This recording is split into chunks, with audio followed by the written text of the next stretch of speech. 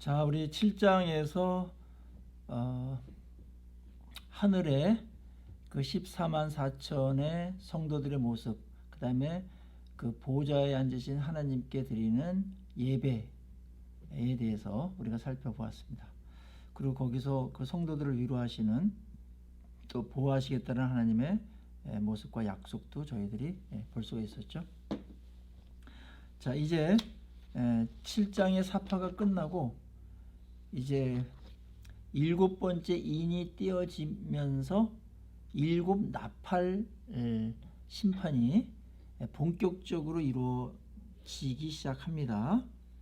그래서 나팔이라는 것은 어떤 심판할 때, 경고할 때, 전쟁할 때, 그 다음에 왕이 즉위할 때, 승리했을 때, 백성들을 소집할 때, 그렇게 이제 사용되는 것이죠. 그래서 신약에서는 나팔이 재림과 하나님 백성을 다 함께 불러 모으는데 사용됩니다. 그리고 심판이 시작되었다. 엄청난 일이 지금부터 시작된다. 라는 그러한 사인이죠. 나팔을 분다라는 것. 여러분들 영화나 이런 데 보면은 나팔을 불면 어떤 일이 벌어지는 것, 큰 행사가 치러진다든지 일이 벌어진다든지 하는 것을 여러분들이 보셨을 것입니다. 그래서 나팔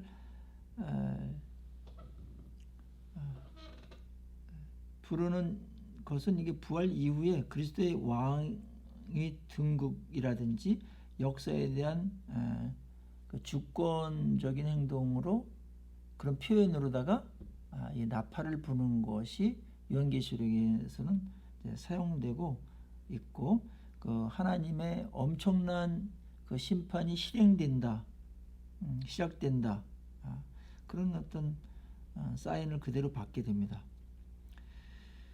자, 오늘 그 1절, 8장 1절에 보면은 일곱째 인을 떼실 때에, 일곱째 인에 뭐가 들어가 있다고 그랬어요?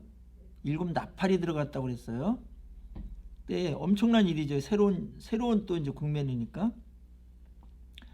하늘이 반 시간쯤 고요하였다. 반 시간쯤 정막이 흘렀어요. 태풍 전야처럼. 그 고요함이 주는 의미는 뭘까요? 이 마지막 심판을 기다리기 위한 긴장의 시간이기도 하고, 동시에 마지막 심판을 알리기 위한 준비의 시간이기도 합니다. 엄청난 일이 벌어지는데 30분 정도 딱 되면서 무슨 큰 일이 벌어지는구나, 이렇게 이제 준비하게 되죠. 역사의 마지막에 임하는 이 심판에 대해서, 또 마지막은 아닐지라도 하나님의 이 심판 자체가, 재앙 자체가 엄청난 지구 전역에 걸쳐서 벌어지는 일이기 때문에 이러한 긴장감이 도는 30분의 시간을 여기에 배치했습니다. 그러니까 하나님은 어떻게 보면 참 연출도 잘하세요. 연출가세요.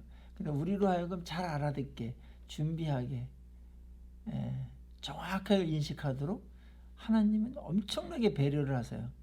그래서 성경을 쓰신 거 보면은 수많은 이야기들과 등장인물도 동원하고, 그 다음에 뭐 문학의 모든 장르들을 거의 다 동원해가지고 인간들이 알아듣기 쉽게끔, 정확하게 알게끔 그렇게 애를 쓰셨죠. 자, 내가 봄에 하나님 앞에 7 천사가 서 있어 7 나팔을 받았더라. 그러니까 한 천사가 하나씩 받는 것 같아요. 7 나팔은 7번째 인 심판에 있는 재앙인데, 여기서부터 7 나팔 심판이 11장 19절까지 이어집니다. 물론 그 사이에 10장과 11장에 막간이 다시 들어가요. 하늘의 모습, 천상의 모습, 성도들을 대하는 하나님의 배려와 사랑과 위로, 이런 것들이 들어가고, 그 다음에 이제 심판이 또 이제 일곱 대접으로 이어지는데 나팔은 마지막 사건의 시작을 알리는 거예요. 그래서 여기서부터는 조금 더 이제 진척된 그런 모습을 보입니다. 자, 요 너무나 큰 일이 지금 이제 마지막 심판에 대한 것을 알리기 때문에 반쯤 시간쯤 고요했고 천사가 일곱 나팔을 받았어요. 불면 되는 거 하나씩 불 거예요. 그때마다 엄청난 지구에 어떤 일이 벌어져요. 그런데 그 불기 전에 그 심판에 대한 고려사항, 하나님의 절대 주권인 이 심판을 하는데 거기에 참고하고 또 하나님께서 들어주는 것이 있는데 그거에 대해서 소개합니다. 하나님의 절대 주권이죠, 심판은. 그런 행위인데 거기에 누군가의 의견 이런 것들이 들어간다는 거예요. 그게 뭐냐면 3, 4절에 나오는 겁니다. 그게 성도의 기도라는 거예요. 참 이 부분을 여기다 딱 둔 거예요, 지금. 야, 보세요. 3절 보세요. 또 다른 천사가 와서 제단 곁에 서서 금 향로를 가지고 많은 향을 받았으니 이는 모든 성도의 기도와 합하여 보좌 앞 금제단에 드리고자 함이라. 향연이 성도의 기도와 함께 천사의 손으로부터 하나님 앞으로 올라가는지라. 기도를 이거보다도 영광스럽게 표현한 건 없는 것 같아요. 우리는 기도하면 어떤 생각이 들어요? 종교적인 의무, 그 다음에 뭘 구하면은 받는 어떤 좋은 거, 뭐 이런 정도로다가 보는데 기도는 그 이상의 것임을 여기서 보여줍니다. 하나님이 기도를 얼마나 귀하게 여기시는지 보세요. 천사가 와가지고 제단 곁에서 거기서 이제 성도들이 기도하는 거예요. 금향로를 가지고 왔어요. 요한계시록은 금이 들어가면 존귀함을 나타낸다 그랬어요. 금향로를 가져다가 뭘 담으려고 그러겠죠. 많은 향을 담았는데 이는 뭐라고 그랬어요? 성도의 기도와 합하여 보좌 앞 금제단에 드리고자 함이라. 여기 이제 예수님의 공로와 성도들의 기도 그걸 합해가지고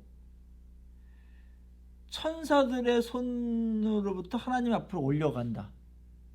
특별히 이 기도를 금대접에 받아가지고 하나님 보좌 앞으로 올려가는 천사들이 있다라는 것으로 여기 묘사가 되어 있죠.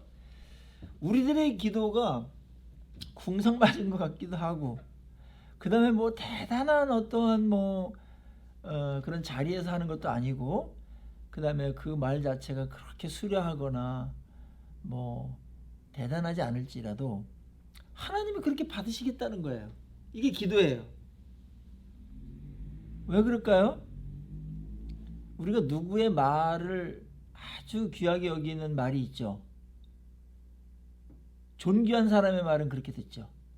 그리고 내가 사랑하는 자의 말은 문법에 안 맞더라도 굉장히 귀하게 듣죠. 그걸 절대로 무시하지 않죠. 제가 이제 할아버지가 됐는데 요즘에 이제 손녀가 이제 7개월 됐거든요. 근데 같이 살아요. 이제 아들이 며느리랑 같이 들어와서 사는데 얘가 뭐 말하는 게 말이 없잖아요. 모든 걸 이게 그냥 소리로 다 표현하죠.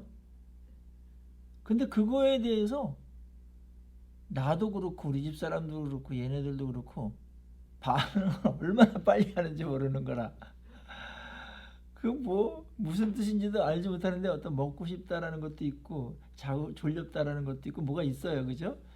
근데 그거에 대해서 멀리서도 뛰어가지고 와가지고 받아주는 거예요. 왜냐면은 너무 사랑스러우니까. 그러니까 기도에 대해서 하나님이 이렇게 존귀하게 기도를 받으신다라는 거는 하나님과 우리의 관계가 사랑의 관계가 그만큼 돼 있기 때문에 그런 거. 우리가 잘나거나 무슨 그만한 자격이 있어서가 아니라 사랑하니까 하나님이 그냥 존귀하게 여겨주는 거예요, 우리를. 그래서 그들의 신음소리 하나, 그냥 그 문법에도 안 맞는 그런 어떤 기도 소리 하나라도 천사들 통해서 그 기도 하나도 땅에 떨어뜨리지 말고 금대접에 다 받아가지고 와. 알았지? 그래가지고 이 천사가 딱 대기하고 있다가 제단에서 기도하는 그 성도들의 소리를 다 담는 거야. 거기다 다 담아서. 이게 상징이죠. 우리는 그냥 올라가는데 이게 존귀함을 나타낸 것이고 어떻게 해서 이게 하나님의 보좌까지 가는가를 보여주는 걸 보면 야, 성도의 기도를 이렇게 귀하게 보시나? 너무 감당할 수 없을 정도로 우리를 대해 주시는구나. 인격적으로. 그런 생각을 하게 됩니다. 저는 이 광경이 한 번 더 나오거든요. 이걸 보면서 기도의 영광, 기도의 존귀함에 대해서 새롭게 깨달았어요. 아, 기도가 이런 거네. 그냥 던지는 말이 그냥 아니라 하나님이 이렇게 귀하게 보시는 게 기도구나. 여기보다 기도의 아름다움과 존귀함을 이렇게 보여주는 대목이 없을 정도로 너무나 귀합니다. 7 나팔 직전의 기도에 대한 장면이 왜 나왔을까요? 7 나팔에 어마어마한 일이 벌어질 텐데 그거에 대해서 하나님이 기도를 들어보시고 가능하면 기도의 내용을 받아서 심판에 반영하겠다. 참 놀라운 거죠. 심판에 반영하겠다. 하나님의 이 심판이라는 게 하나님이 하시는 가장 큰 일 중에 하나인데 성도의 기도가 반영된다. 근데 심판은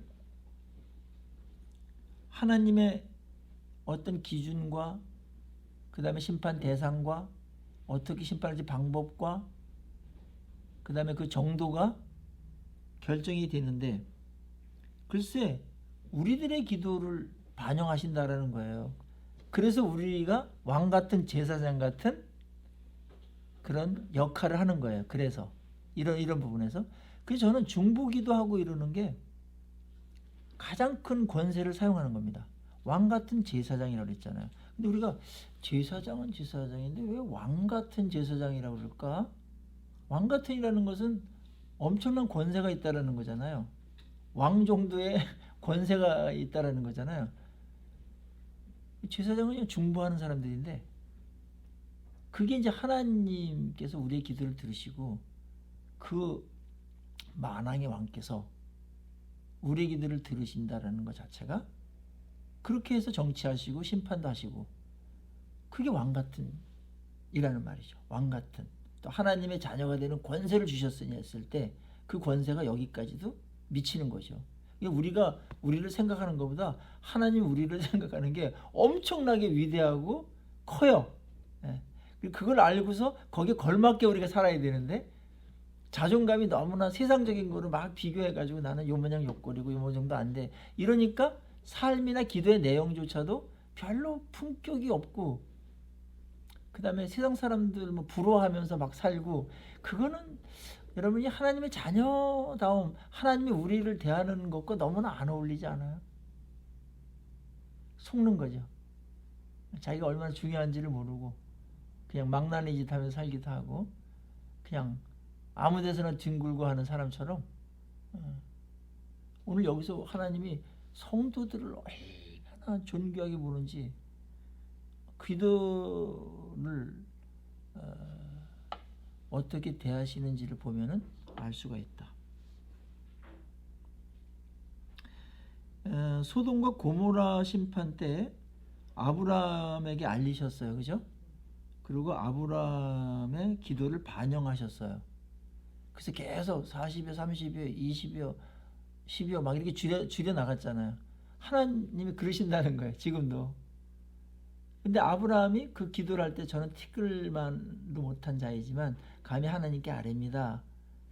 존재는 그런데 하나님하고 막 흥정하는 듯한 거 볼 때는 하나님하고 거의 대등한 것 같아. 뭔가 그래서 50이요. 50이 의원이 50 있으면요.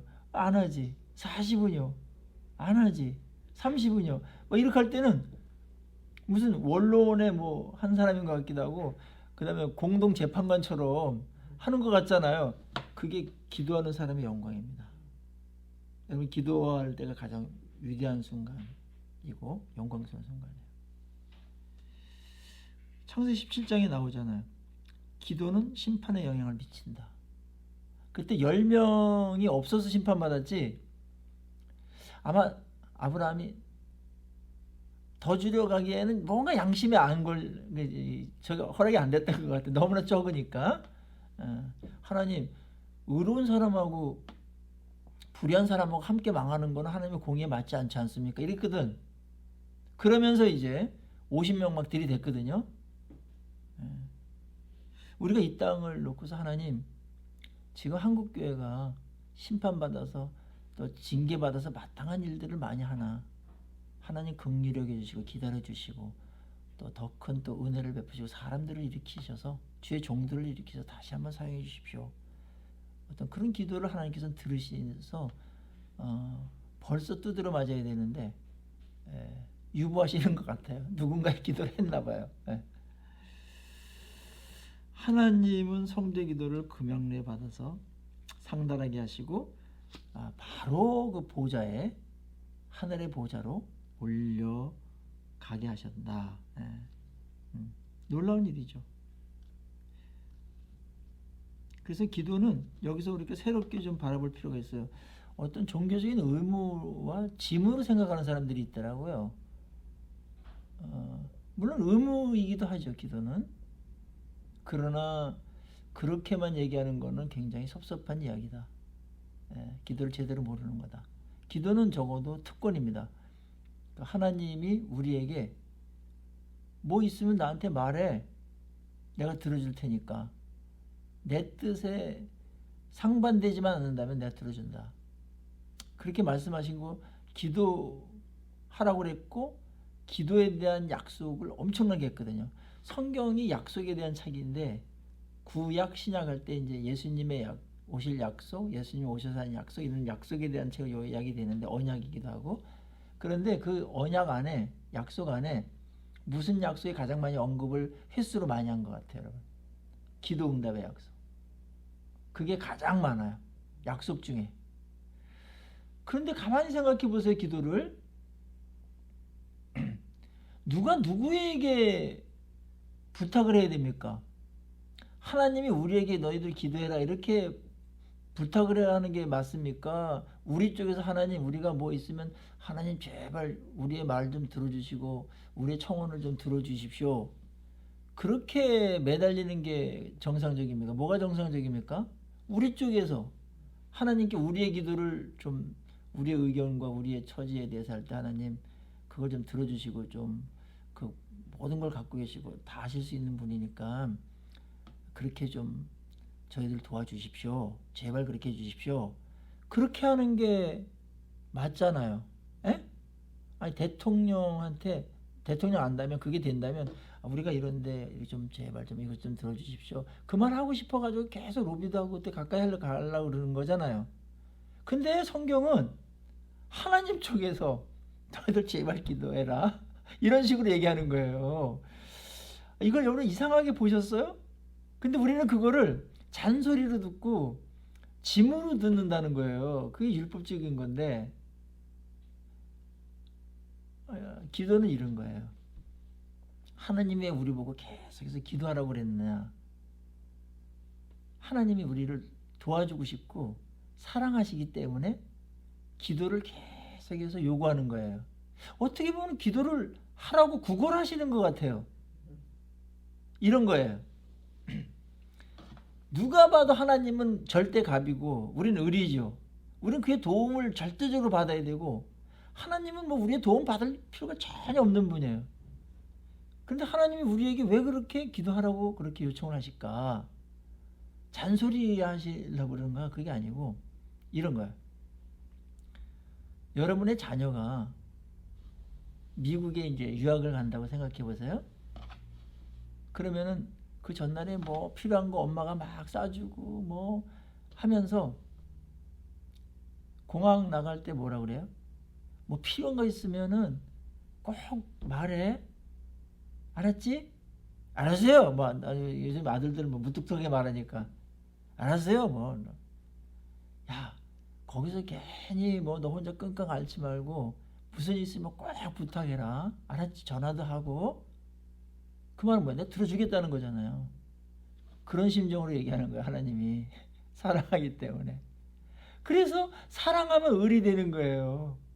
사랑하면 하나님이 을이 된 것처럼 너희들 제발 좀 기도 좀 해라. 알았지? 혼자 하지 말고 혼자 그렇게 뭐 고아처럼 하지 말고 내가 있잖아. 그리고 내가 너를 얼마나 도와주고 싶은지 알아? 너를 성공시켜주고 싶고 이 땅에 승리하게 해주고 싶고 훌륭한 사람으로서 복된 사람이 되기를 나는 원해. 근데 너 힘 갖고 안 되잖아. 네 조건 갖고 안 되잖아. 네 지혜 갖고도 안 되잖아. 뭐 기회가 되고 여건이 돼야 되는 것이고 또 능력도 너한테는 늘 부족한 상태에 있는 것이고 어려움을 이겨나가려면 인간의 힘만 갖고는 되지 않는 게 대부분이니 또 네가 사역을 한다고 하니 나를 위해서 또 한다고 하니 하나님 나라에서 한다고 하니 내가 적극적으로 도와줘야 돼. 그게 내 일인데 혼자 하려고 그러지 말아라. 그게 뭐예요? 기도해라. 그거예요. 기도해라. 기도를 좀 이런 식으로 좀 받아들이십시오. 에? 그걸 의무감으로 막 기도 안 하면 뭐 어떻게 된다니 뭐 이렇게 협박적으로 하지 마시고 기도는 하나님의 사랑이 들어가 있는 것이고 그리고 어떤 일에 대해서는 하나님이 이렇게까지도 하셨어요. 너희들 내가 그냥 줄 수도 있다. 너희들 필요한 거 다 내가 아니까. 그런데 기도하라고 그러는 것은 내가 너희들 옆에 두고 싶어서 그래. 가까이. 그리고 그냥 주면은 너희들이 모르는 게 있어.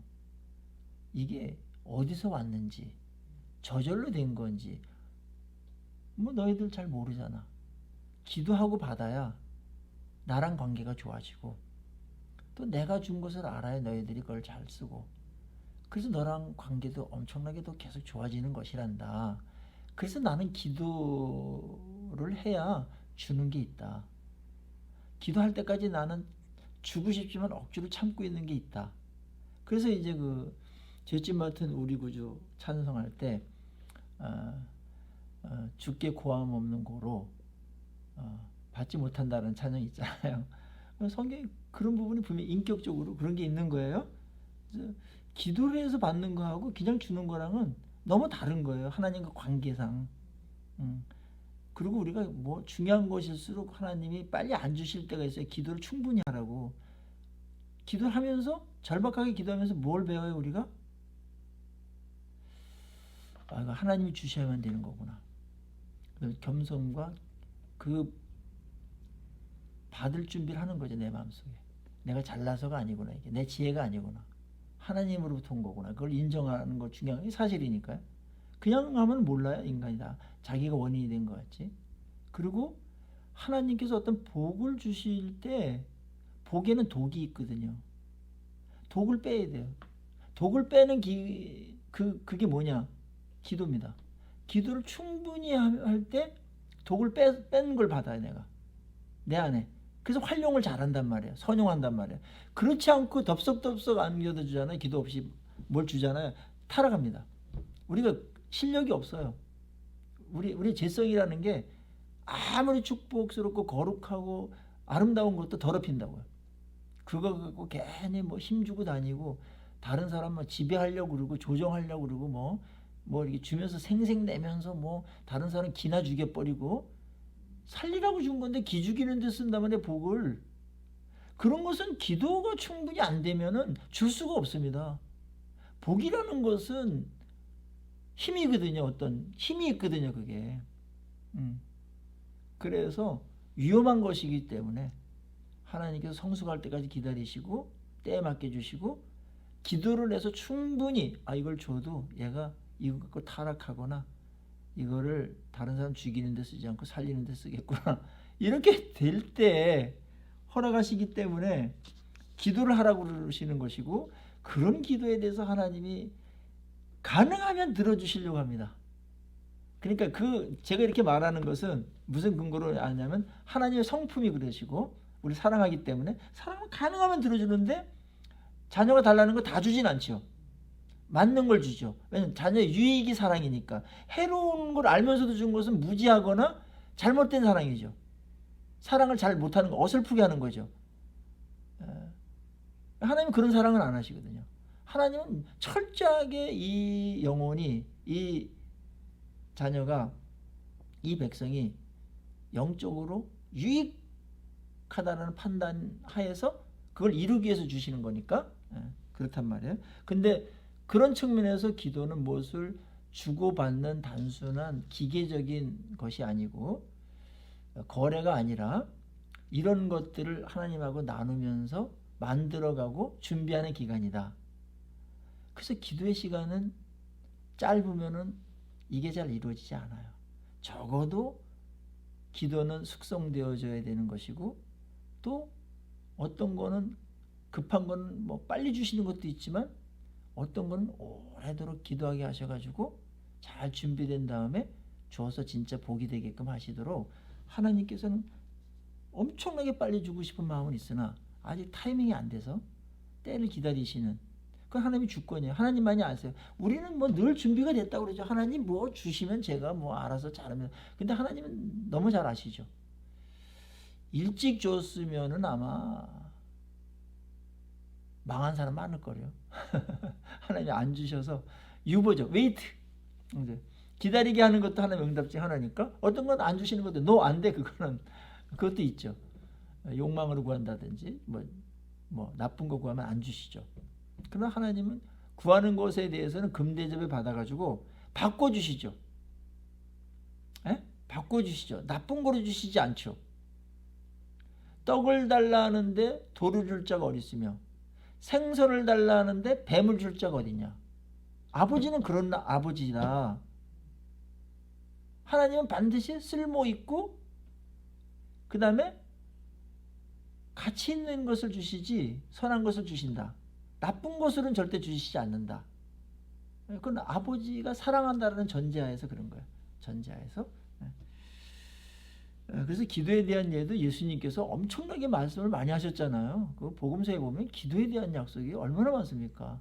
지금까지 내 이름으로 너희가 아무것도 구하지 아니었으나 구하라 그러면 주시리니 너희 기쁨이 충만하리라. 이 약속을 받았다면 우리의 무엇을 이루고 성취하고 하는 것에 대해서 기도의 비중이 엄청나게 많이 들어가야 되는 거거든요. 근데 기도 없이 그냥 기도 살짝 하고 뭐 내가 열심히만 백방으로 뛴다든지 그런 거는 굉장히 우리가 이 약속을 잘 안 믿는 것입니다. 그 기도 얘기가 나와서 그 누가복음 18장에 보면은 그 강청하는 과부의 비유가 나오잖아요. 재판관이 있는데 억울한 일이 있어서 계속 갔는데 안 들어줘. 이 사람은 하나님을 경외하지 않는 사람이고 사람을 무시하는 사람이라 나와 있어요. 근데 계속 이 여인이 가니까 귀찮아가지고 받아줘. 그런데 하나님의 백성들은 기도를 안 하더라 이거예요. 그러면서 믿음을 보겠느냐 이런 말씀으로 끝마치는데 마지막 때에 인자가 올 때 믿음을 보겠느냐 하면서 결론을 맺거든요. 굉장히 의미심장한 말인데 마지막 때가 될수록 사람들이 기도를 덜 한다는 거예요. 아셨어요? 우리나라 보세요. 옛날에 기도했던 권사님들 세대에 그 전시대 기도 엄청나게 했습니다. 열악한 상황 속에서 이 추위에 진짜 가만히 떼기 덥고 무릎 꿇고서 그 마룻바닥에서 그죠? 온풍기도 없는 데서 기도 많이 했잖아요. 근데 지금은 시설도 좋고 따뜻하게 막 다 대부분 해놓죠.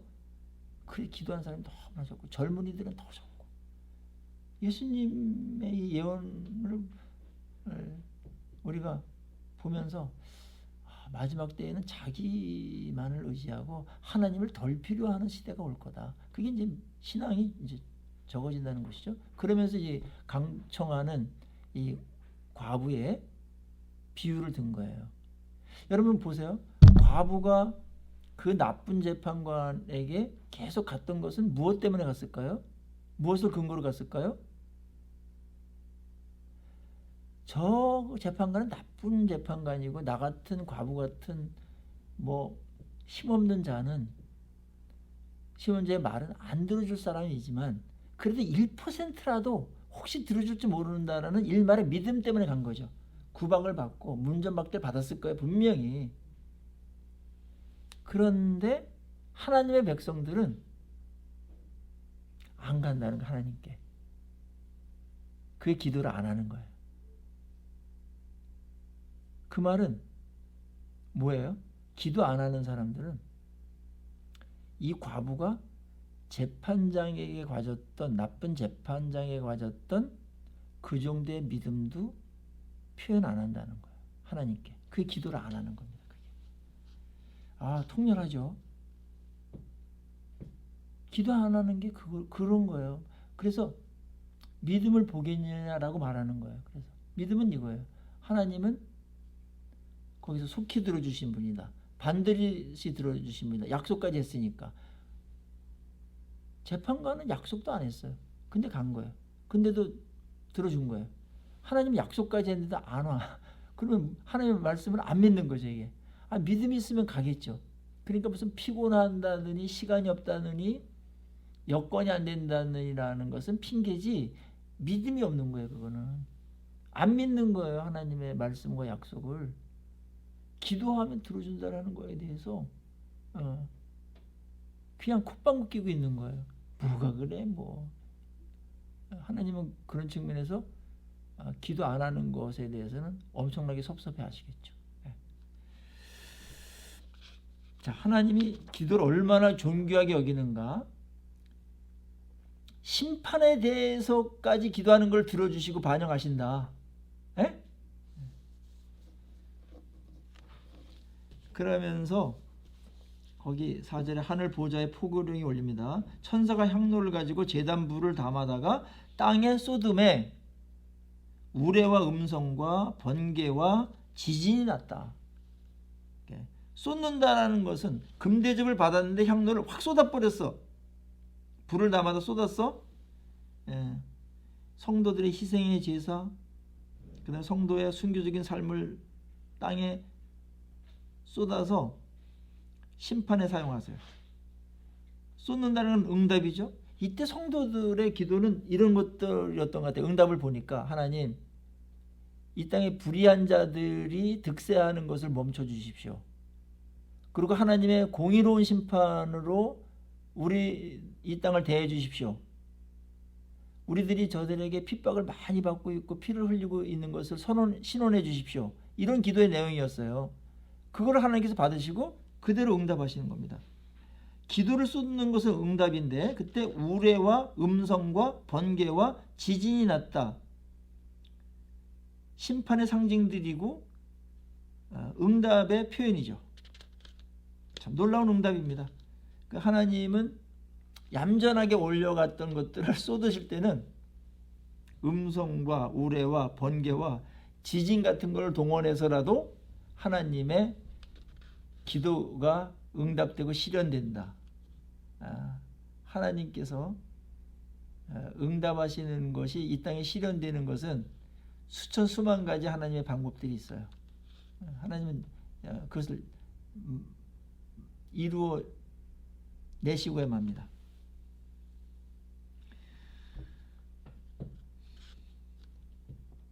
기도는 역사를 바꾼다라는 것, 오늘 여기서 우리가 볼 수 있고, 하나님은 기도를 통해서 오늘도 역사하신다라는 것, 그것이 하나님께서 일하시는 방법이에요. 하나님 왜 꼭 기도하라고 그러는가? 하나님 일하시는 방법이라니까요. 그래서 기도 없이 뭐 되는 건 위험해요, 사실은.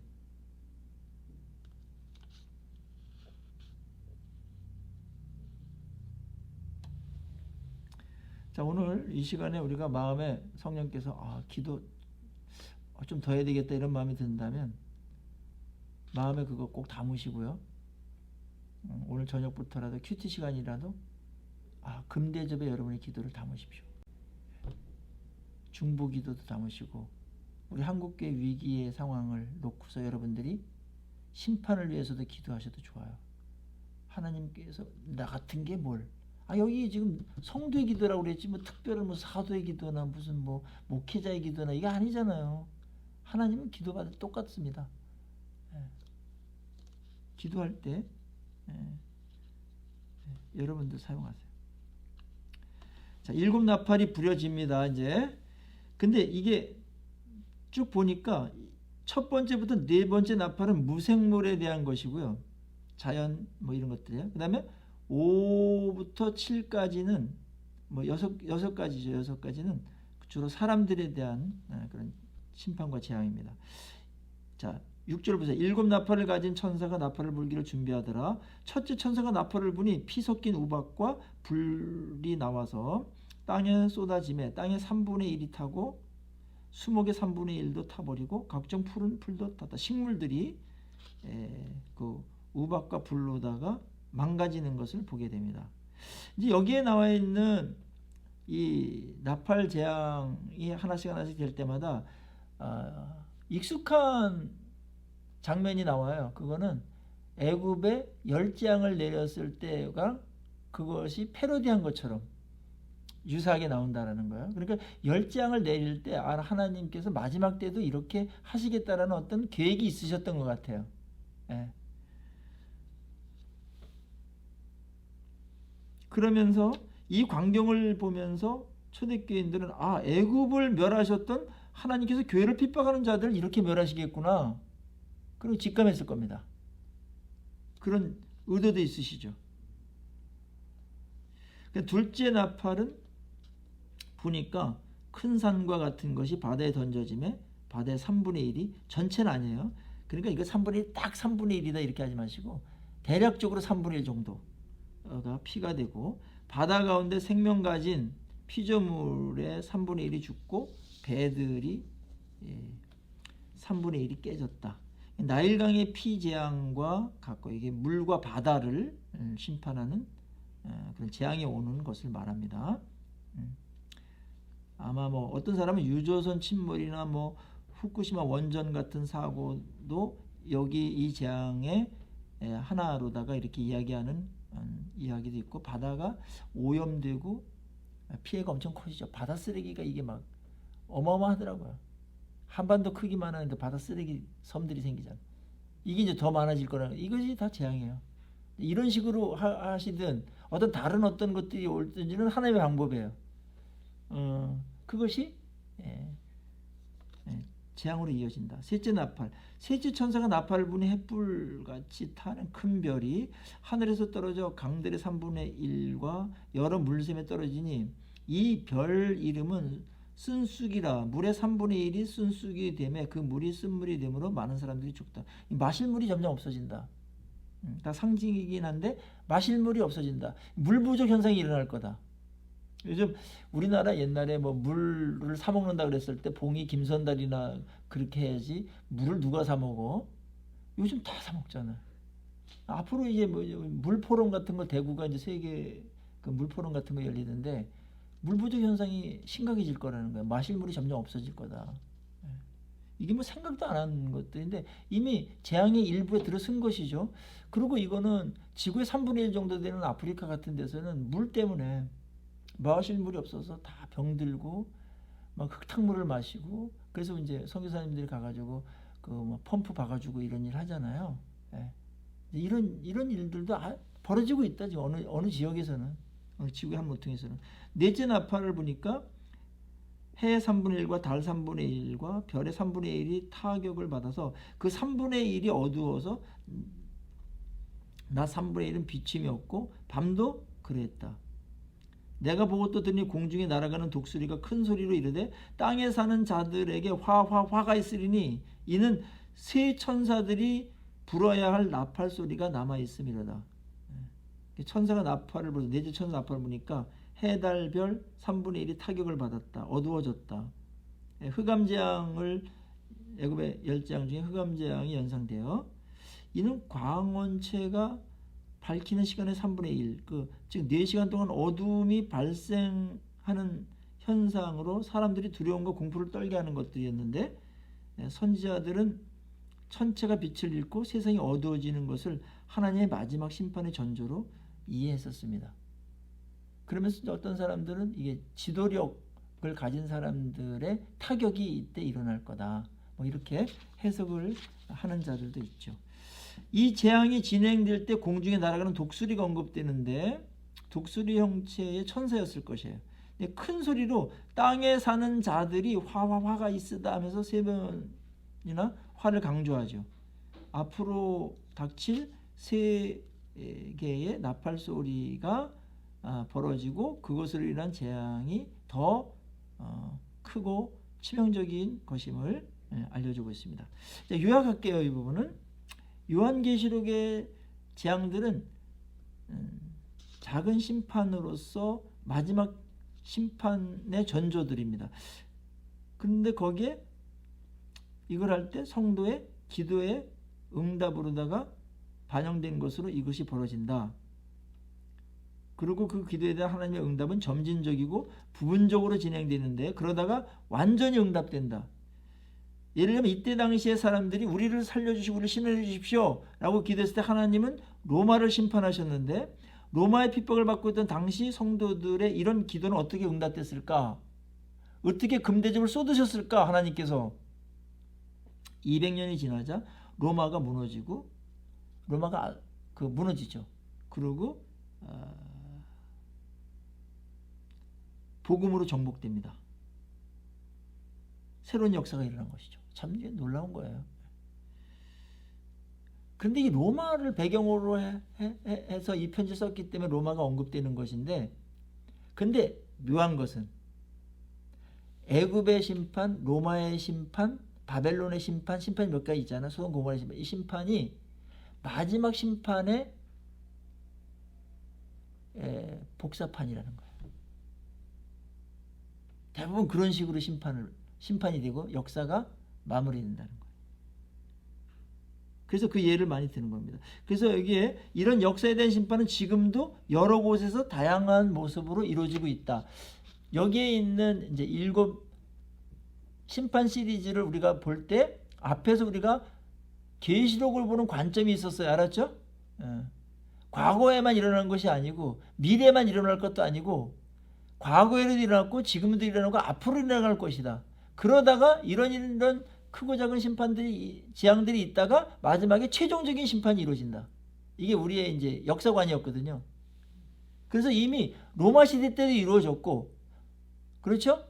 그 이전에도 이루어졌고, 그 다음에 뭐 속사도 시대, 그 다음에 그 이후에 어떤 다른 시대 어느 지역에서 이런 일들이 이루어졌다. 지금도 이루어지고 있다. 근데 3분의 1, 4분의 1 하는데 지구의 한 부분에서는 그 정도로다가 이런 일들이 이루어지고 있어. 옮겨 다니면서.